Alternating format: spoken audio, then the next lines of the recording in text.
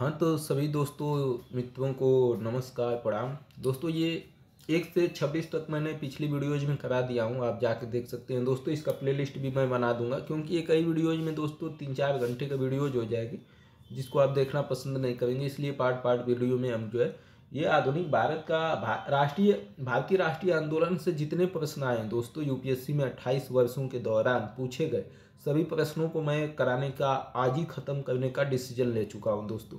तो इस वीडियोज में पूरा अंत कर देंगे दोस्तों। 171 प्रश्न है और पूरा अंत कर देंगे दोस्तों, इसलिए इस वीडियोज को आप पूरा देख लीजिए दोस्तों। और हमारे चैनल को सब्सक्राइब कर लीजिए। अगर गाँव से निःशुल्क पढ़ना चाहते हैं तो इससे बेहतरीन आपको और कहीं मिलने वाला कुछ है नहीं, तो इसलिए निवेदन है। बाकी आपकी इच्छाएं भाई, आपको क्या करना है, आपकी लाइफ है। हमारा तो यही ध्येय रहेगा दोस्तों कि आप लोग इस चैनल को पूर्णतः सब्सक्राइब कर लें, और कम से कम गांव में रहने वाले युवा बिल्कुल भी और ये ना सोचें कि पैसा नहीं है तो पढ़ाई नहीं हो सकती। हम जैसे युवा जिंदा हैं, बिना पैसे का ही जो है पढ़ा देंगे। यूट्यूब पर सब जो है 28 वर्षों के क्वेश्चन, सब चीज़ें परिच्छेद मैंने दोस्तों करा चुका हूँ। बाकी ये चीज़ें करा रहा हूँ। आप लोगों से यही निवेदन है दोस्तों हमारी कि आप लोग जो है चैनल को सब्सक्राइब कर ही लीजिए। बाकी आपकी इच्छाएं, आप करना है कि नहीं करना है। ठीक है दोस्तों, चलिए आ जाइए दोस्तों।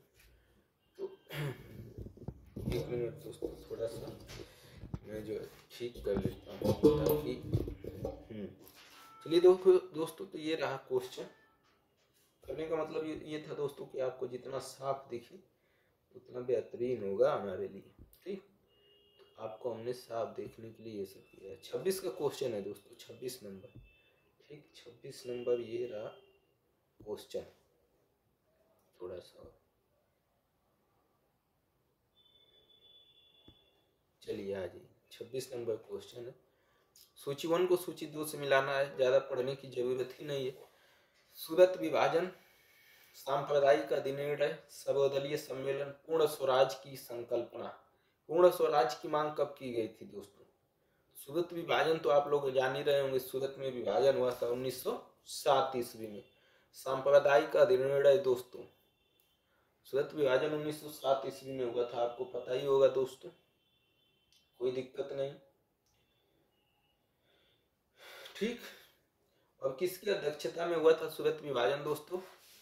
ये सब चीजें जानने की जरूरत है दोस्तों, बस एक चीजों पर बैठना नहीं है। एक चीज आ गई तो इसका मतलब ये नहीं सोच बैठ जाना है कि बस एक चीज आ गई तो हम सब चीजें जान गए दोस्तों। इसलिए आपको अधिक से अधिक जानकारी रखनी है। सूरत विभाजन 1907 ईस्वी में हुआ था दोस्तों। अध्यक्षता रास बिहारी घोष ने की थी। सूरत विभाजन की अध्यक्षता रास बिहारी घोष ने की थी। सांप्रदायिक अधिनिर्णय कब लिया गया था दोस्तों? सांप्रदायिक अधिनिर्णय जो है, इसकी घोषणा दोस्तों 1932 में हुई थी। सांप्रदायिकता के आधार पर अधिनिर्णय 1932 में। ठीक, रैमजे मैकडोनाल्ड ने इसकी अध्यक्षता की थी। रैमजे मैकडोनाल्ड के रहते हुए ये हुआ था सांप्रदायिक अधिनिर्णय की घोषणा। सर्वदलीय सम्मेलन कब बुलाया गया था दोस्तों? 1928 ईस्वी में बुलाया गया था। कब? 1928 ईस्वी में सर्वदलीय सम्मेलन बुलाया गया। 1928 ईस्वी में दोस्तों कब बुलाया गया सर्वदलीय सम्मेलन? 1928 ईस्वी में। 1928 ईस्वी में दोस्तों सर्वदलीय सम्मेलन कब बुलाया गया? 1928 ईस्वी में दोस्तों। ठीक, तो सर्वदलीय सम्मेलन बुलाया गया 1928 ईस्वी में दोस्तों। चलिए ठीक है दोस्तों, थोड़ा हमको भी सही दिखना चाहिए ना, एकदम सही नहीं दिख रहा। 1928 ईस्वी में बुलाया गया दोस्तों सर्वदलीय सम्मेलन। ठीक,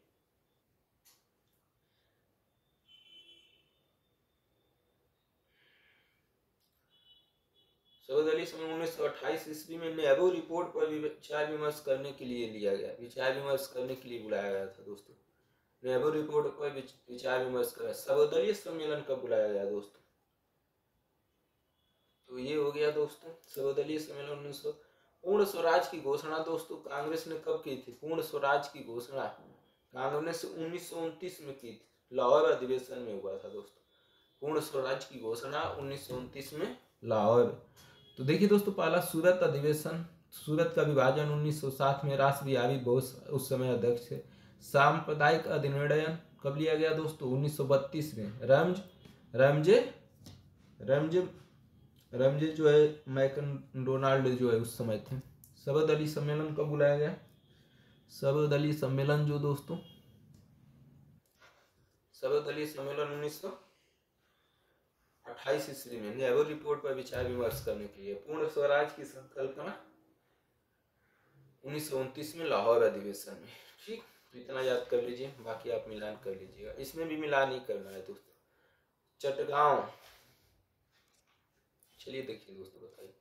चटगांव शस्त्रागार हमला, काकोरी षड्यंत्र, लाहौर षड्यंत्र, गदर पार्टी। और सूची 1 को सूची 2 से कौन संबंधित है दोस्तों, किससे? गदर पार्टी दोस्तों लाला हरदयाल के अंतर्गत जो है शुरू हुई थी या जो है संबंधित है। तो गदर पार्टी लाला हरदयाल। काकोरी षड्यंत्र दोस्तों राम प्रसाद बिस्मिल से संबंधित है काकोरी षड्यंत्र।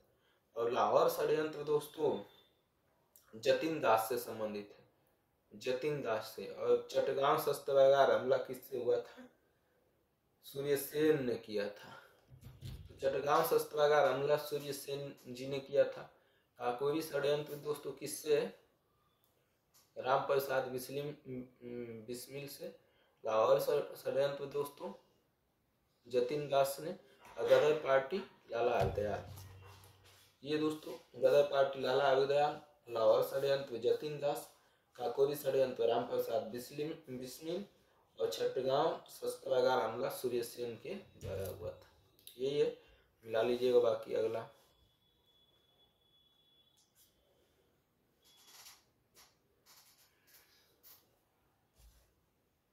ये दोस्तों MC सीतलवाड़, BN राव तथा आह्लाद कृष्ण स्वामी अय्यर प्रख्यात सदस्य थे। MC सीतलवाड़, BN राव, आह्लाद कृष्ण स्वामी अय्यर प्रख्यात सदस्य थे। किसके थे ये?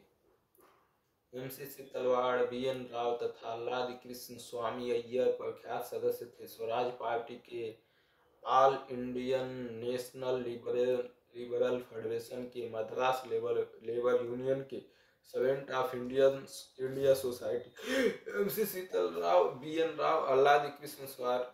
दोस्तों हमने MN राव के बारे में पहले भी पढ़ा था हम लोगों ने। उन्होंने एक पार्टी बनाई थी।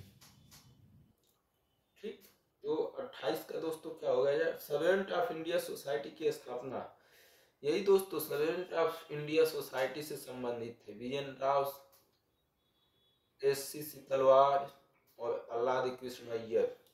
ये दोस्तों सर्वेंट ऑफ इंडिया सोसाइटी की स्थापना 1905 ईस्वी में गोपाल कृष्ण गोखले ने पुणे महाराष्ट्र में नौजवानों को सार्वजनिक जीवन के लिए प्रशिक्षित करने के उद्देश्य से की थी। MC सीतलवाड़, VN राव तथा आह्लाद कृष्ण स्वामी अय्यर इनके अन्य प्रमुख सदस्य थे। सोसाइटी द्वारा सन 1911 में नागपुर में अंग्रेजी समाचार पत्र, सोसाइटी द्वारा सन 1911 में नागपुर में अंग्रेजी समाचार पत्र द हितवाद का प्रकाशन प्रारंभ किया गया। द हितवाद का प्रकाशन प्रारंभ किया गया।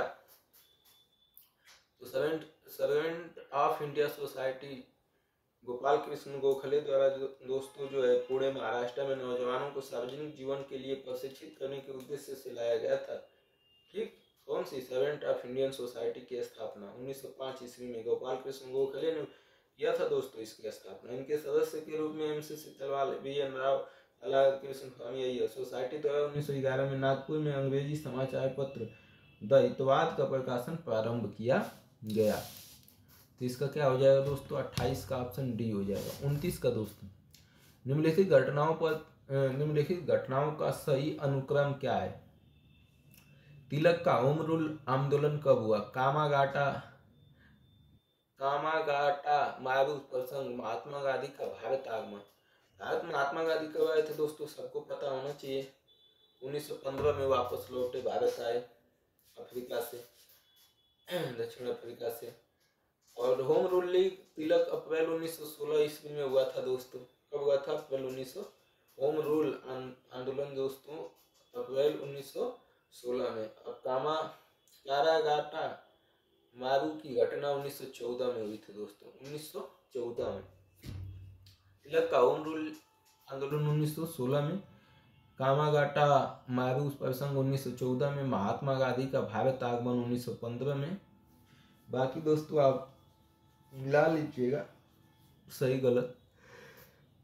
पहले कामागाटा मारू प्रसंग, फिर 1915 आ जाएगा महात्मा गांधी का भारत आगमन, फिर 1900 तिलक का होम रूल 1916 दोस्तों। तो क्या आ जाएगा?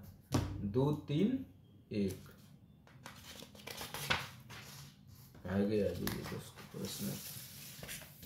कोई नहीं दोस्तों, बहुत आराम से पढ़ने की जरूरत है, ज़्यादा हड़बड़ी में कुछ भी काम सही नहीं होता।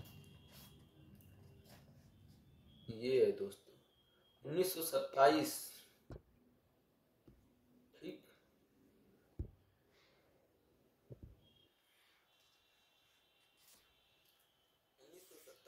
साइमन कमीशन का बहिष्कार किया गया क्योंकि साइमन कमीशन का हम लोगों ने बहिष्कार क्यों किया दोस्तों, यही पूछा जा रहा है। साइमन कमीशन भारत से लौटाया क्यों गया दोस्तों?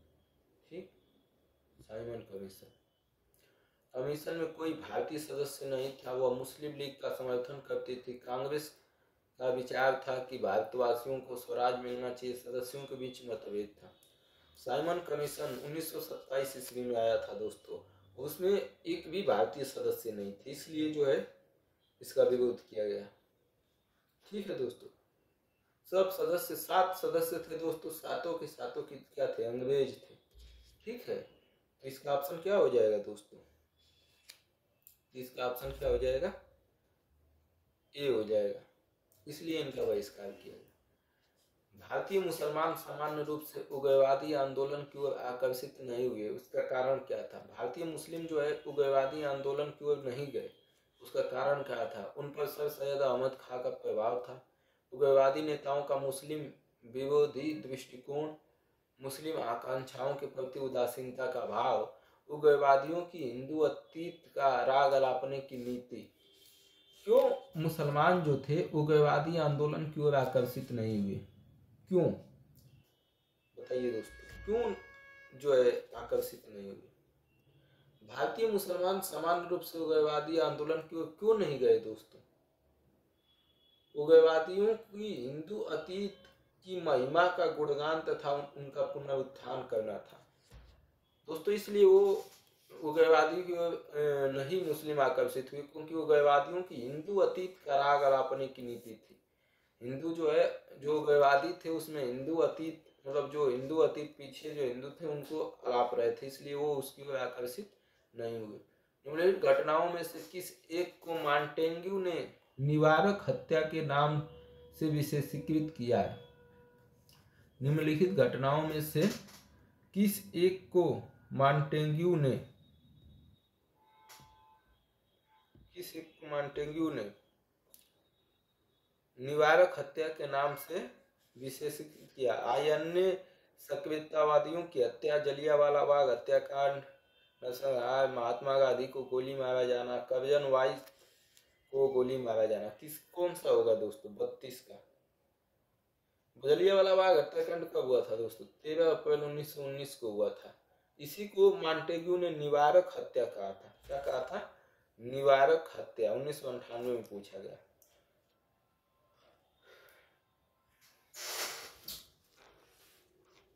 एक और क्वेश्चन है दोस्तों, निम्नलिखित घटनाओं का सही क्रम। अगस्त प्रस्ताव कब आया? भारत छोड़ो आंदोलन 1942। आईएन का मुकदमा कब चला? रॉयल इंडियन नेवल राइटिंग का विद्रोह। सही क्रम में लगाना। अगस्त प्रस्ताव कब आया था दोस्तों? 1940 ईस्वी में। आईएनए का मुकदमा 1945 ईस्वी में। भारत छोड़ो आंदोलन 1942 में। रॉयल इंडियन नेवल रेटिंग का विद्रोह 1946 ईस्वी में। रॉयल इंडियन नेवल रेटिंग का विरोध 1946 में। अगस्त प्रस्ताव 1940 में। आईएनए का मुकदमा 1945 में। भारत छोड़ो आंदोलन 1942 में। और रॉयल इंडियन नेवल रेटिंग का विद्रोह 1946 में। बाकी मिला लीजिएगा दोस्तों, इतना तो दिमाग है ये। ठीक, भारत के स्वतंत्रता आंदोलन के प्रारंभिक दौर में उग्रवादी विचार को निम्नलिखित में से कौन सा एक प्रतिरूप निरूपित करता है? मतलब स्वतंत्रता आंदोलन के प्रारंभिक दौर में उग्रवादी विचारधारा को कौन सा एक निरूपित करता है कि ये उग्रवादी विचारधारा थी? आयातित वस्तुओं पर देशज वस्तुओं को प्रश्रय देकर देशज वस्तुओं के उत्पाद को बढ़ावा देना, संवैधानिक साधनों एवं याचिकाओं के स्थान पर आक्रामक साधनों से स्वशासन प्राप्त करना, देश को आवश्यकता अनुसार राष्ट्रीय शिक्षा प्रदान करना, सैनिक विद्रोह द्वारा ब्रिटिश साम्राज्य के विरुद्ध बालात राज परिवर्तन संगठित करना। कौन सा होगा दोस्तों, बताइए? ये तो आसान है। सांवैधानिक साधनों एवं याचिकाओं के स्थान पर आक्रामक साधन के स्वशासन प्राप्त करना, ये जो है दोस्तों ये उग्रवादी विचारधारा की बात है। ठीक है, स्वतंत्रता आंदोलन के प्रारंभिक दौर में यही उग्रवादी विचारधारा थी दोस्तों। अगला क्वेश्चन, निम्नलिखित में से कौन से सही सुमेलित हैं? कौन सही सुमेलित है दोस्तों? Theodore Beck, Mohammed Anglo oriented college Aligarh, ये तो जान ही रहे होंगे दोस्तों कौन स्थापना किया था। इल्बर्ट बिल किसने लाया? फिरोज मेहता, बदरुद्दीन तैयब, भारतीय राष्ट्रीय कांग्रेस, मुस्लिम लीग। बताइए दोस्तों कौन किससे जुड़ा हुआ है या स्थापित किया है? Ilbert bill. भारतीय राष्ट्रीय कांग्रेस से कौन जुड़े थे दोस्तों? ये तो आप लोगों को, बदरुद्दीन तैयब जो मुस्लिम लीग से संबंधित नहीं थे दोस्तों। किससे संबंधित थे ये? भारतीय राष्ट्रीय कांग्रेस 1887 के मद्रास अधिवेशन के प्रथम मुस्लिम अध्यक्ष थे। भारतीय राष्ट्रीय कांग्रेस का प्रथम अधिवेशन कहाँ हुआ था दोस्तों? महाराष्ट्र, मद्रास में हुआ था। उस समय अध्यक्ष कौन थे? बदरुद्दीन तैयब। कब हुआ था? 1887 ईस्वी में। बाकी दोस्तों सब सही है। इल्बर्ट बिल रिपन के समय, लॉर्ड रिपन के काल में आया था। फिरोज मेहता भारतीय राष्ट्रीय कांग्रेस से जुड़े थे। Theodore Beck Mohammed Anglo Oriental college Aligarh से जुड़े हुए थे। थियोडोर बेक, ठीक। एल्बर्ट बिल लॉर्ड रिपन के काल में, फिरोज शाह मेहता भारतीय राष्ट्रीय कांग्रेस में। ये बदरुद्दीन तैयब जो है भारतीय राष्ट्रीय कांग्रेस के प्रथम अध्यक्ष थे मद्रास में 1887 ईस्वी में। कांग्रेस अपने पतन के कगार पर है और भारत में रहते हुए मेरी एक महती आकांक्षा इसके शांतिपूर्ण ढंग से समाप्त हो जाने में हाथ बटाने की है। यह कथन किसका है? कौन कहा था दोस्तों कि ये कांग्रेस समाप्ति पर मैं चाहता हूं कि ये मर जाए और मैं इसमें हाथ अपना बटा सकूं? कौन थे दोस्तों? लॉर्ड कर्जन थे दोस्तों। 1899 से 1905 ईस्वी तक इनका संबंध था दोस्तों। और 1899 से 1905 ईस्वी से लॉर्ड कर्जन, ये लॉर्ड कर्जन का कथन है दोस्तों। ठीक, देखिए दोस्तों, अपने प्रारंभिक वर्षों के दौरान कांग्रेस में कुछ महान अध्यक्षों में दादा भाई नौरोजी, बदरुद्दीन तैयब, फिरोज मेहता, पी आनंद चावलू, सुरेंद्रनाथ बनर्जी, रमेश चंद्र दत्त, आनंद मोहन बोस और गोपाल कृष्ण गोखले थे। इस अवधि के दौरान कांग्रेस और राष्ट्रीय आंदोलन के अन्य नेताओं में महादेव गोविंद रानाडे, बाल गंगाधर तिलक, भाई शिशिर कुमार और मोतीलाल घोष, मदन मोहन मालवीय जी, सुब्रमण्यम अय्यर, विजय राघवाचार्य और दिनसा इवाचा, ये थे दोस्तों। बाकी इनका तो जान ही गए। गदर पार्टी का नेता कौन था दोस्तों? लाला हरदयाल। 37 का मारे गदर पार्टी से पूछा रहा है दोस्तों। गदर पार्टी की स्थापना 1913 में हुई थी दोस्तों। लाला हरदयाल ने। मुख्यालय कहाँ था दोस्तों? सैन फ्रांसिस्को में था। 36 का तो बता ही दिए थे आपको, कांग्रेस के पतन लॉर्ड कर्जन ने। लॉर्ड माउंटबेटन वायसराय के रूप में भारत आए। भारतीय उपमहाद्वीप को विभाजित करने की विशेष हिदायत के साथ यथासंभव भारत को संयुक्त करने की विशेष हिदायत। लॉर्ड माउंटबेटन क्यों आए थे दोस्तों? भारत क्यों आया वायसराय के रूप में? जिन्ना की पाकिस्तान की मांग को स्वीकार करने की विशेष हिदायत के साथ, या कांग्रेस का विभाजन स्वीकार करने हेतु राजी करने की विशेष हिदायत के साथ। क्यों आए थे दोस्तों, हिदायत क्या थी उनकी? जिन्ना जो है वायसराय के रूप में क्यों आए दोस्तों? 38 का माउंटबेटन भारत को यथासंभव संयुक्त करने की हिदायत के साथ भारत आए थे, परंतु मुस्लिम लीग की हठधर्मिता के कारण उन्हें भारत विभाजन की घोषणा करनी पड़ी दोस्तों।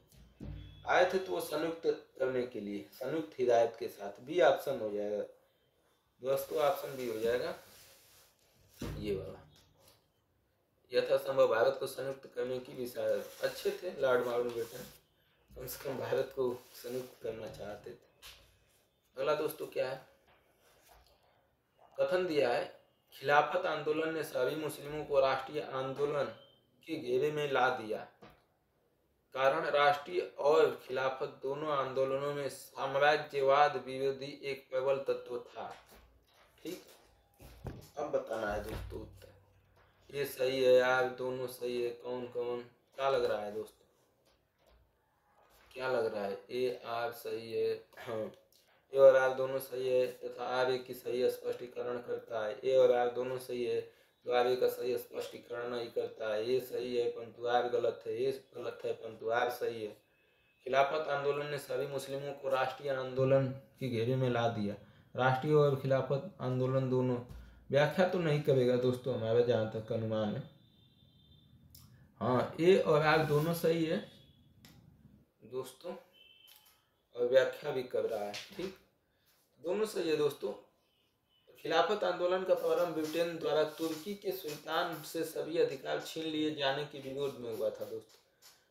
ब्रिटेन द्वारा जो है तुर्की से सभी अधिकार छीन लिया गया था, उस इसलिए खिलाफत आंदोलन की शुरुआत हुई थी भारत में।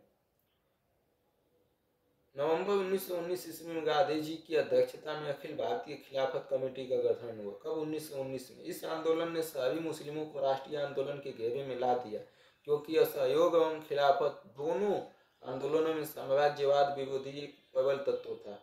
अब हिंदू और मुस्लिम दोनों का एक लक्ष्य साम्राज्यवाद ब्रिटिश सत्ता का विरोध करना था। समझ रहे हैं? तो ये और आर दोनों से आर की सही व्याख्या करता है। खिलाफत आंदोलन ने सभी मुस्लिमों को राष्ट्रीय आंदोलन के घेरे में ला दिया। राष्ट्रीय और खिलाफत दोनों आंदोलनों में साम्राज्यवाद एक प्रबल तत्व था। सन 1905 ईस्वी में बंगाल के विभाजन से भारतीय स्वतंत्रता आंदोलन में नरमदलियों की भूमिका समाप्त हो गई। भारतीय राष्ट्रीय कांग्रेस सूरत अधिवेशन में गर्मदलियों और नरमदलियों में पृथक कर दिया गया। क्या होगा दोस्तों? नरम दल और विभाजन के बाद क्या हुआ? स्वतंत्रता के नरम दलियों की भूमिका समाप्त हो गई। समाप्त तो नहीं होना चाहिए यार, समाप्त कहाँ होगी, तो झूठे ही रहेंगे दोस्तों। इसमें ये गलत है दोस्तों, समाप्त नहीं हुई, वो तो रहेंगे यार, इतना जल्दी समाप्त थोड़ी ना हो जाएंगे। 1905 में बंगाल के विभाजन में भारतीय स्वतंत्रता आंदोलन में नरम दलियों की भूमिका समाप्त हो गई। गलत है दोस्तों। भारतीय राष्ट्रीय कांग्रेस के सूरत अधिवेशन में नरम दलियों से पृथक हो गया। बिल्कुल दोस्तों, सूरत अधिवेशन में जो है नरम दल और गरम दल अलग हो गए थे दोस्तों। ठीक, नरम दल और गरम दल क्या हो गए थे? फिर 1916 में लखनऊ अधिवेशन में दोस्तों पुनः मिल गए थे।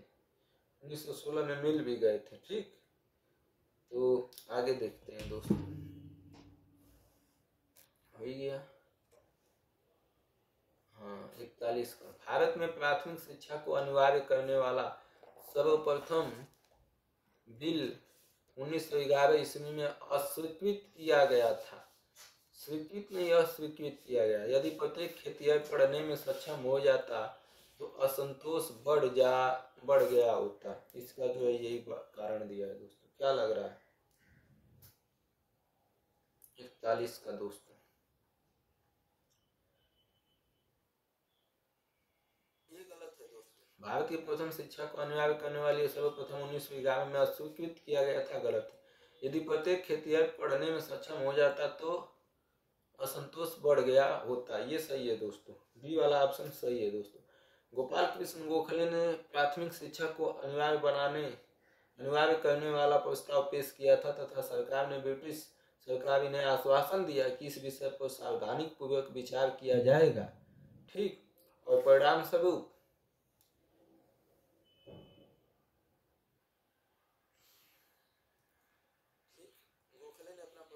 वापस ले लिया। परिणाम स्वरूप किंतु बाद में सरकार ने गोखले के अंतिम 3 प्रस्तावों को स्वीकार किया। शिक्षा विभाजन को केंद्र सरकार के अधीन स्थापित कर दिया गया। सचिव की नियुक्ति हुई। प्राथमिक शिक्षा की प्रगति का रिकॉर्ड प्रकाशित होने लगा, किंतु निःशुल्क और अनिवार्य शिक्षा सरकार द्वारा उपेक्षित था। ठीक है दोस्तों, एनसीईआरटी से पूछा है दोस्तों। ठीक है, क्रिप्स मिशन 1942 में आया था दोस्तों। प्रस्तावों को कांग्रेस ने अस्वीकृत कर दिया था। क्रिप्स मिशन में केवल श्वेत लोग सम्मिलित थे। क्या था दोस्तों क्रिप्स मिशन, बताइए। क्रिप्स मिशन दोस्तों, क्रिप्स मिशन के प्रस्ताव को कांग्रेस ने अस्वीकृत कर दिया क्योंकि वह भारत के मामलों पर तत्काल नियंत्रण की मांग कर रही थी।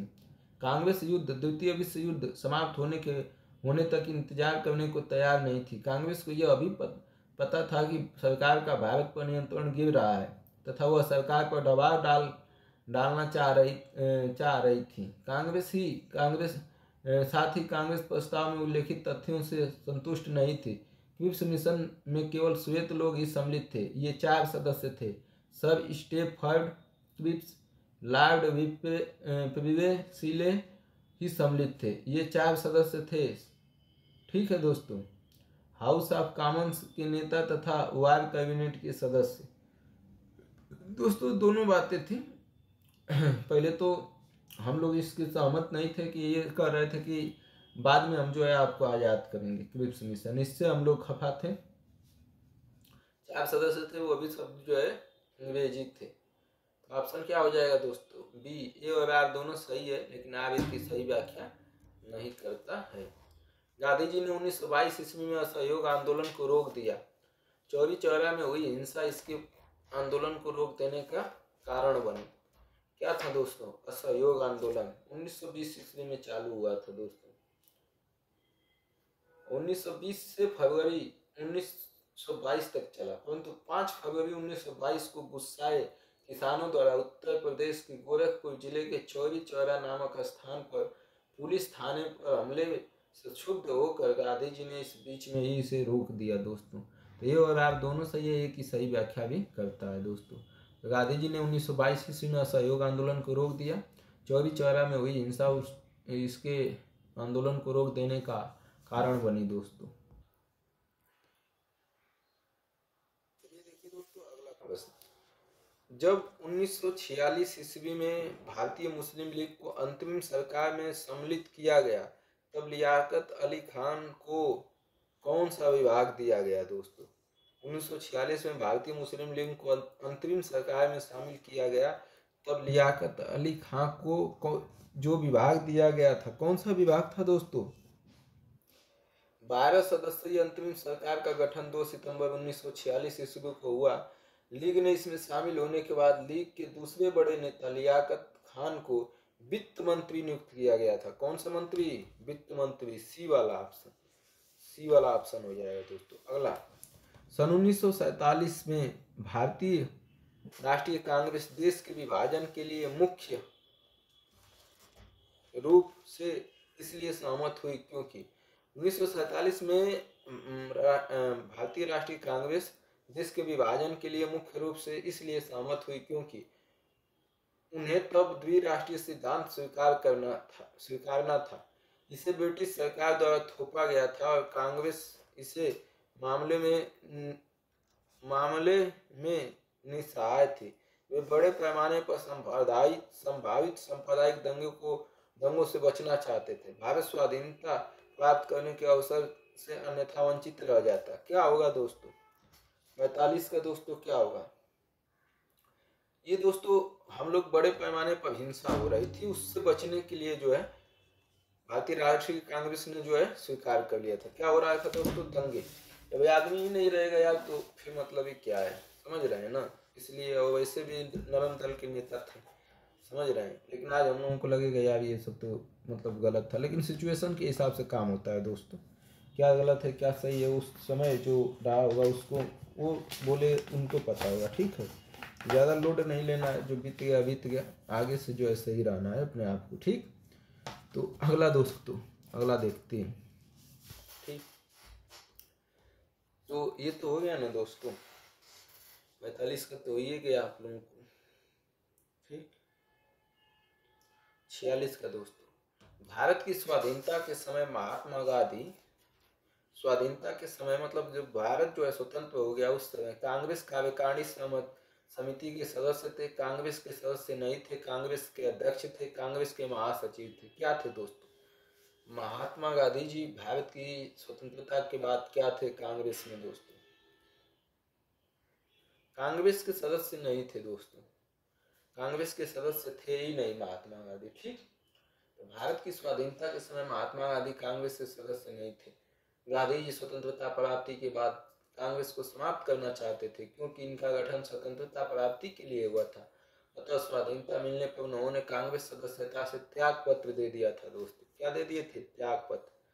क्रांतिकारियों के एक गुप्त समाज अभिनव भारत का गठन किसने किया था दोस्तों? क्रांतिकारियों के एक गुप्त समाज अभिनव भारत की स्थापना दोस्तों वीडी सावरकर ने किया था दोस्तों 1904 ईस्वी में। अभी हम लोग पीछे भी पढ़े हैं, 2 बार ये क्वेश्चन यूपीएससी ने पूछ दिया उसी समय। वीडी सावरकर ने 1904 ईस्वी में किया था। भारत में ब्रिटेन के सभी संवैधानिक प्रयोगों में से सबसे कम समय तक चला। भारत में ब्रिटेन के सभी संवैधानिक प्रयोगों में से ब्रिटेन के लोग जो है संवैधानिक प्रयोग कर रहे थे, उसमें सबसे कम कौन चला? 1861 का इंडियन काउंसिल एक्ट, 1892 का इंडियन काउंसिलिंग एक्ट, 1909 का इंडियन काउंसिलिंग एक्ट, 1999 का गवर्नमेंट ऑफ इंडिया एक्ट। कौन था दोस्तों 48 का? सी वाला दोस्तों, 1909 का इंडियन काउंसिलिंग एक्ट जो है सबसे कम चला। 1861 का इंडियन काउंसिलिंग एक्ट जो है 31 वर्ष चला था दोस्तों। 1892 का इंडियन काउंसिलिंग एक्ट 17 वर्ष चला था। 1909 का इंडियन काउंसिलिंग एक्ट 10 वर्ष चला था और 1999 का गवर्नमेंट ऑफ इंडिया एक्ट 16 वर्ष चला था दोस्तों, ठीक है। अगला, इसका प्रस्ताव मई में आया। इसमें सभी भारत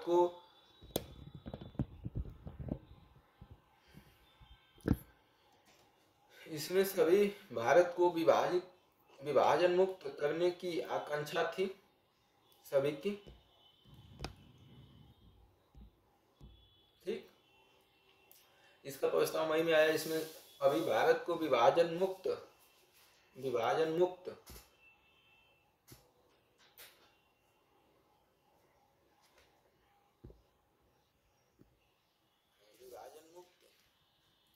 रखने की आकांक्षा थी, जिसका ब्रिटिश प्रांतों से मिलकर नए बने एक संघीय राज्य का स्वरूप होना था। उपयुक्त उदाहरण का संबंध किसने ये कहा था दोस्तों? इसका प्रस्ताव मई में आया। इसमें अभी भारत को विभाजन मुक्त रखने की आकांक्षा थी, जिसका ब्रिटिश प्रांतों से मिलकर बने एक संघीय राज्य का स्वरूप होना था। किसने कहा दोस्तों? ये 49 का कैबिनेट मिशन था दोस्तों। कैबिनेट मिशन आया ही था। 24 मार्च 1946 को दिल्ली पहुंचा था दोस्तों। इसने अपना प्रस्ताव 1946 में प्रस्तुत किया।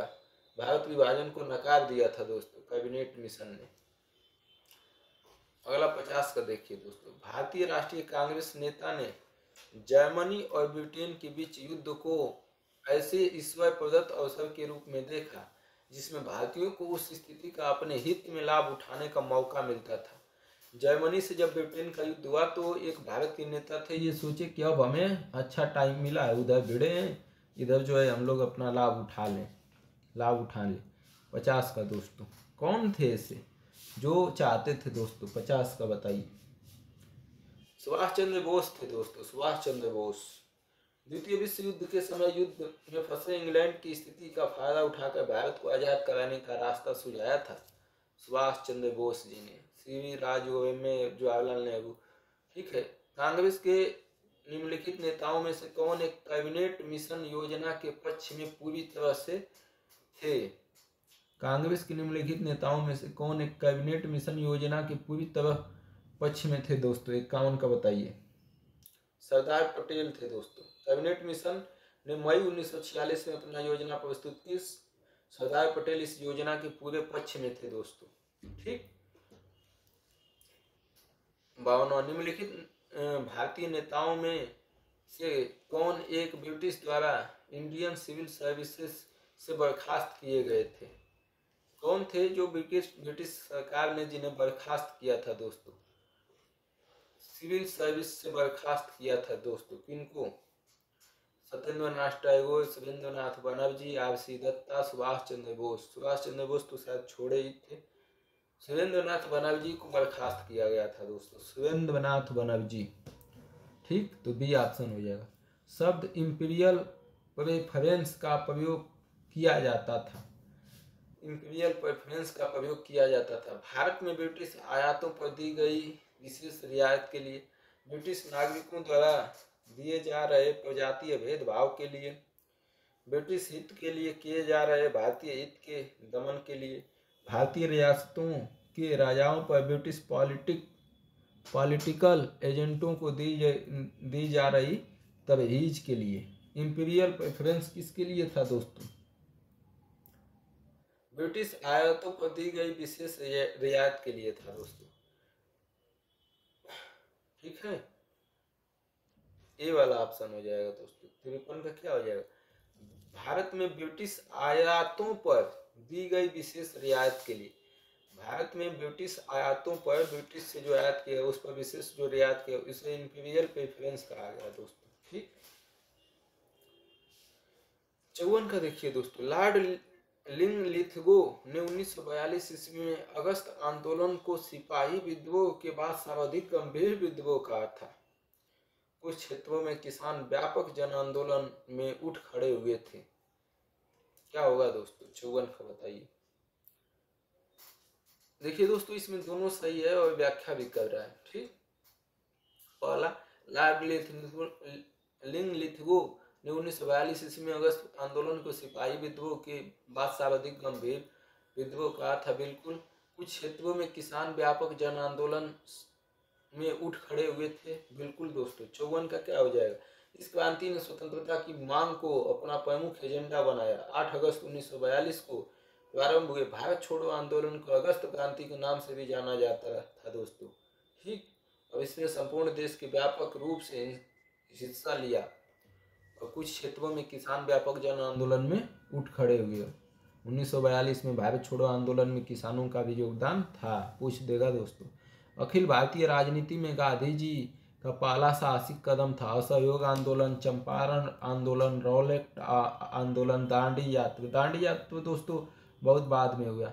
असहयोग आंदोलन 1920 में हुआ, रॉलेट एक्ट 1919 में, और चंपारण आंदोलन। तो इसमें से कौन सबसे पहले किए थे दोस्तों?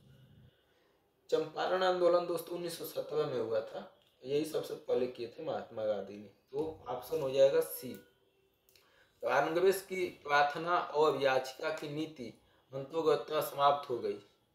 अरविंद घोष के नेतृत्व में, बाल गंगाधर तिलक के नेतृत्व में, लाला लाजपत राय के नेतृत्व में, महात्मा गांधी जी के नेतृत्व में प्रार्थना करना अंग्रेजों से, भाई हमको जो है दे दो आज़ादी, दे दो आज़ादी। ठीक, किसने समाप्त? गरम दल के नेता ही तो समाप्त करेंगे। और गरम दल के नेता कौन थे दोस्तों? आप लोग तो अच्छी तरीके से, बाल गंगाधर तिलक के नेतृत्व में कांग्रेस की प्रार्थना और याचिका समाप्त हो गई। 1905 के बाद कांग्रेस से नरम दल का प्रभाव कम हो गया और तिलक के नेतृत्व में क्रांतिकारी विचारधारा का विस्तार हुआ। और ये विचारधारा ब्रिटिश शासन से प्रार्थना या याचिका द्वारा किसी मांग को अस्वीकार कर दिया गया दोस्तों। तो बाल गंगाधर तिलक गरम गरम मिजाज थे। बाल बाल पाल, बिपिन चंद्र पाल। मिलान करना है दोस्तों सूची 1 को सूची 2 से। श्याम जी कृष्ण वर्मा, कौन क्या लिखा है? Annie Besant, Aurobindo Ghosh, madam Bhikaji Cama. Vande Mataram किसने लिखा है दोस्तों? इंडियन सोशियोलॉजिस्ट दत्त तलवार, कॉमनवेल्थ। देखिए दोस्तों, श्याम जी कृष्ण वर्मा ने इंडियन सोशियोलॉजिस्ट लिखे हैं। श्याम जी कृष्ण वर्मा ने लिखे हैं इंडियन सोशियोलॉजिस्ट।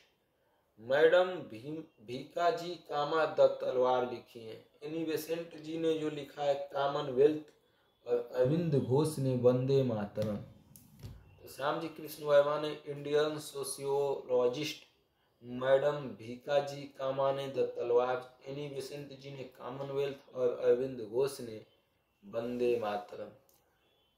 इस मिसाल में हम मुसलमानों को हिंदुओं से भिड़ा नहीं पाए। निम्नलिखित में से कौन सी एक घटना एचिसन के इस कथन का संबंध है? 1857 ईस्वी का विप्लव, चंपारण सत्याग्रह 1917, खिलाफत और असहयोग आंदोलन 1919 से 22, भारत छोड़ो आंदोलन 1942, अगस्त क्रांति के नाम से। कौन सा था दोस्तों, कौन था? दोस्तों आप लोग जान रहे हैं ना, खिलाफत और असहयोग आंदोलन में हिंदू मुस्लिम मिल गए थे पूरा, तो सी ही ऑप्शन होगा दोस्तों। खिलाफत और असहयोग आंदोलन 1922 से। देख रहे हैं खिलाफत असहयोग आंदोलन से कितना क्वेश्चन बन गया, तो यही होगा दोस्तों, खिलाफत और असहयोग आंदोलन। ठीक,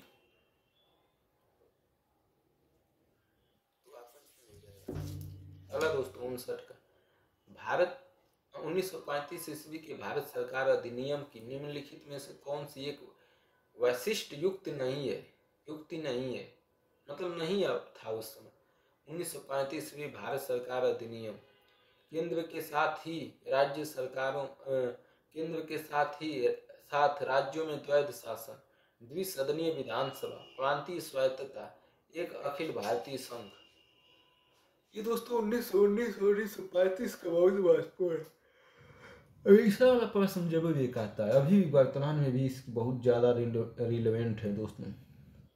1935 के भारत सरकार अधिनियम में द्वैध शासन समाप्त करके प्रांतीय स्वायत्तता प्रदान की गई दोस्तों। द्वैध शासन को क्या कर दिया गया? समाप्त। द्वैध शासन मतलब समझ रहे हैं, प्रांतीय स्वायत्तता का प्रदान। 1919 अधिनियम में द्वैध शासन केंद्र के साथ साथ प्रांतों में भी लागू कर दिया गया। अब ये 1919 में द्वैध शासन दोस्तों लागू किया गया, केंद्र सरकार के साथ साथ प्रांतों में भी लागू कर दिया गया दोस्तों। ठीक है, और 1935 ईस्वी में प्रांतीय स्वायत्तता प्रारंभ की गई। सी ऑप्शन हो जाएगा, सी। 60 1943 ईस्वी में आज़ाद हिंद फौज आईएनए के अस्तित्व में आई। कहाँ आज़ाद हिंद फौज का गठन किया? रास बिहारी बोस ने स्थापना की थी दोस्तों। नहीं, सुभाष चंद्र बोस, फेडरल ब्लॉक, आज़ाद हिंद फौज की स्थापना जापान में हुआ था, सिंगापुर में हुआ था, तत्काल वर्मा में हुआ था, तत्काल मलयालम में हुआ था दोस्तों। कहाँ हुआ था? आज़ाद हिंद फौज की स्थापना दोस्तों रास बिहारी बोस ने जापानियों के प्रभावों व सहायता से दक्षिण पूर्व एशिया में जापान द्वारा एकत्रित लगभग 40,000 भारतीय स्त्री पुरुषों के प्रशिक्षण सेना का गठन शुरू किया। इसकी संरचना रास बिहारी बोस ने जापान की सहायता से टोक्यो में की थी दोस्तों। ठीक, प्रारंभ में इस फौज में उन भारतीय सैनिकों को लिया गया जो जापान द्वारा युद्ध बंदी बनाए गए थे। ठीक, भारत के विभाजन के विकल्प के रूप में गांधी जी ने माउंटबेटन को सुझाया था कि भारत का विभाजन कब हुआ दोस्तों? और उस समय गांधी जी ने माउंटबेटन को क्या सुझाव दिया कि स्वतंत्रता प्रदान करने के कार्य को स्थगित कर दें, जिन्ना को सरकार बनाने के लिए आमंत्रित करें, नेहरू एवं जिन्ना को साथ सरकार बनाने के लिए आमंत्रित करें, सेना को कुछ समय के लिए अधिकार ग्रहण करने के लिए आमंत्रित करें। गांधी जी ने क्या कहा था दोस्तों? विभाजन के विकल्प के रूप में माउंटबेटन को क्या उपाय सुझाए थे? 61 का दोस्तों। माउंटबेटन योजना दोस्तों 3 जून 1947 को अस्तित्व में आई। गांधी जी ने सुझाव दिया कि जिन्ना को भारत का बंटवारा करने के बजाय सरकार बनाने के लिए आमंत्रित करें। किसको? जिन्ना को सरकार बनाने के लिए आमंत्रित करने की बात कहे थे दोस्तों। लेकिन जिन्ना भाई मान ही नहीं रहे थे, उनको तो बस पाकिस्तान चाहिए था। उनको डर था कि आज मैं बन भी गया प्रधानमंत्री तो कल जो है हटा दिया जाऊंगा, हिंदू की बहुल संख्या है। तो जिन्ना को सरकार बनाने के लिए आमंत्रित करें, ये महात्मा गांधी जी ने कहा। 62 का दोस्तों, त्रिपुरा की देशी रियासत स्वतंत्रता आंदोलन में 20वीं सदी के प्रारंभ में शामिल हुई। क्योंकि 20वीं सदी में प्रारंभ में शामिल हुई मतलब 1900 ईस्वी में शामिल हुई दोस्तों 20वीं सदी का। त्रिपुरा की देशी रियासतें क्यों? त्रिपुरा के राजा हमेशा ब्रिटिश विरोधी थे। बंगाल के क्रांतिकारी त्रिपुरा में आश्रय लिए हुए थे। राज्य की जनजातियां घोर रूप से स्वतंत्रता प्रेमी थी। पहले से ही कुछ समूह राजपद एवं उसके रक्षक ब्रिटिश के खिलाफ लड़ रहे थे। क्या होगा दोस्तों 62 का? डी होगा दोस्तों, पहले से ही कुछ समूह राजपद एवं उसके रक्षक ब्रिटिश के खिलाफ लड़ रहे थे, डी। और इसलिए जो है 20वीं सदी में प्रारंभ में ही शामिल हो गए दोस्तों। त्रिपुरा की देशी रियासत स्वतंत्रता आंदोलन की 20वीं सदी के प्रारंभ में शामिल हुई, क्योंकि पहले से ही कुछ राजपद एवं उसके रक्षक लड़ रहे थे। ठीक है दोस्तों। सितंबर 1917 में जब कोर के लिए और अधिक पुरुषों की भर्ती की मांग की गई तो कुकी द्वारा राजा और ब्रिटिश अधिकारियों के खिलाफ बड़े पैमाने पर विद्रोह शुरू किया गया।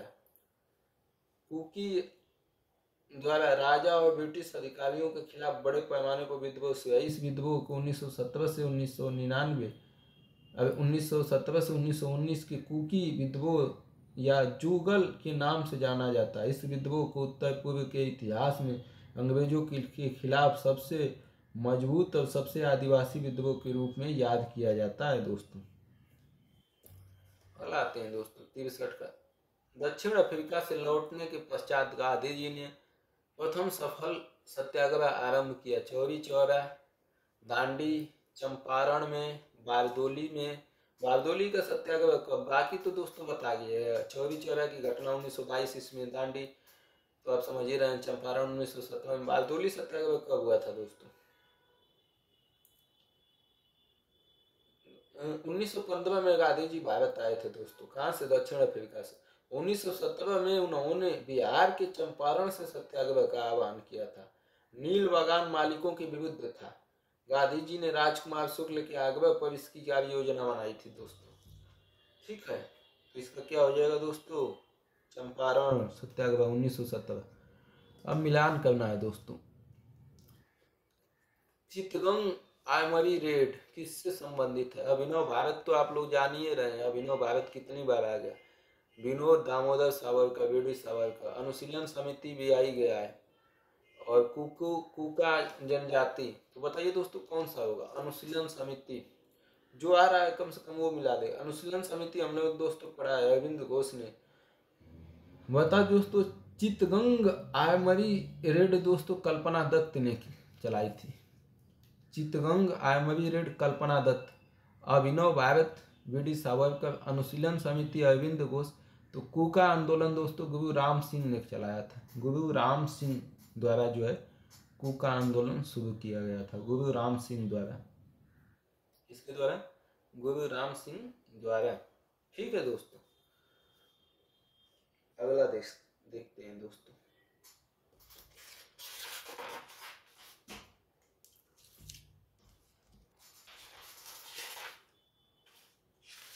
बहुत है यार, 192 प्रश्न पूछा है दोस्तों। आधुनिक भारत से 28 प्रश्न की दौड़ है। हम पूरा मूड में है समाप्त करने की। बोलिए तो कई वीडियो में समाप्त करेंगे या अलग अलग वीडियोज में? दोस्तों आज तो हम इसको यहीं रोकेंगे, और अगला जो वीडियोज होगा ना दोस्तों, आज इसको यहीं रोकते हैं दोस्तों। अगला जो वीडियोज होगा उसमें मैं पूरा एकदम अंतिम कर दूंगा दोस्तों। और कल से आपको दोस्तों वीडियो अपलोड करना होता है ना, तो आज इतना ही रखते हैं दोस्तों, क्योंकि आज थोड़ा वीडियो जाए कम से कम यूट्यूब चैनल पर। दोस्तों आप लोगों से हाथ जोड़कर निवेदन है, जो भी गांव में युवा हैं यूपीएससी की तैयारी करते हैं, इससे बेस्ट प्लेटफॉर्म नहीं मिलेगा। यूट्यूब के अलावा कोई ऐड नहीं, कोई टाइम खराब नहीं किया जाएगा। और आप इस चैनल को लाइक शेयर सब्सक्राइब कर लीजिए अपना समझ के। धन्यवाद दोस्तों।